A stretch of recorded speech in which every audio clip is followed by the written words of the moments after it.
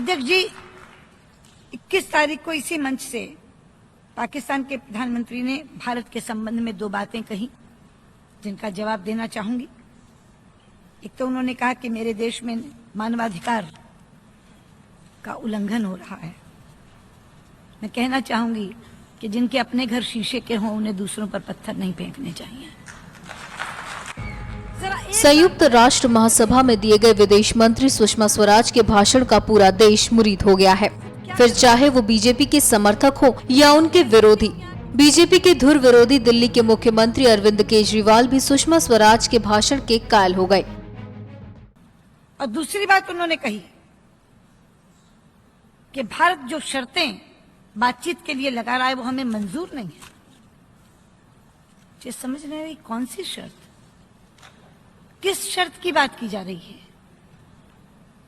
हमारे शपथ ग्रहण समारोह से पहले जब हमने पाकिस्तान के प्रधानमंत्री को समारोह में आने का न्योता दिया था, आमंत्रण दिया था, तो क्या कोई शर्त रखी थी? मैं स्वयं इस्लामाबाद गई थी और कॉम्प्रिहेंसिव बायलैटरल डायलॉग हमने शुरू किया था इकट्ठे बैठकर। क्या कोई शर्त रखी थी? प्रधानमंत्री मोदी काबुल से दिल्ली आते हुए लाहौर उतर गए थे, कोई शर्त लगा कर गए थे क्या? ये कौन सी शर्तों की बात हो रही है? सच्चाई तो यह है अध्यक्ष जी कि शर्तों के आधार पर नहीं, मित्रता के आधार पर हमने पाकिस्तान के साथ सारे के सारे विवाद सुलझाने की पहल की थी। केजरीवाल ने ट्वीट कर संयुक्त राष्ट्र महासभा में सुषमा स्वराज के जबरदस्त भाषण के लिए उन्हें बधाई दी है। केजरीवाल ने कहा कि सुषमा स्वराज ने UNGA में भारत का पक्ष बहुत अच्छी तरह से रखा है। दिल्ली सीएम केजरीवाल के बाद आप नेता कुमार विश्वास ने भी सुषमा स्वराज के हिंदी में दिए गए भाषण पर गदगद नजर आए और दनादन ट्वीट कर उनकी तारीफ की। विश्वास ने ट्वीट किया कि सुषमा स्वराज ने सिद्ध किया है कि माँ हिंदी की शक्ति कागज से पढ़ी गई कंपित अंग्रेजी से कहीं अचूक है। उन्होंने सुषमा को भारतीय सिंघनी का दर्जा देते हुए कहा कि पाक को UN में तार-तार कर दिया।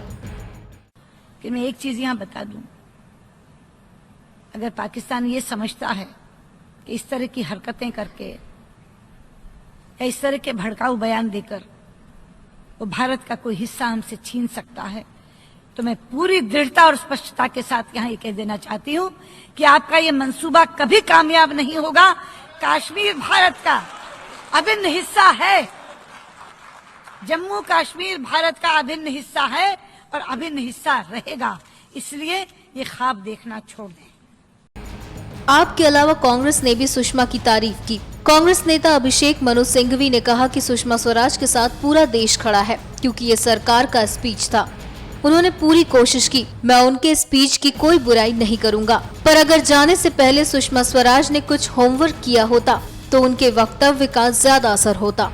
राजनीतिक पार्टियों के अलावा आम जनता के बीच भी सुषमा स्वराज का भाषण हिट रहा। जिस तरह सुषमा स्वराज ने संयुक्त राष्ट्र में पाकिस्तान की बखियां उधेड़ी हैं, उसके लिए सोशल साइट पर उनकी जमकर तारीफ हो रही है। NMF न्यूज की रिपोर्ट।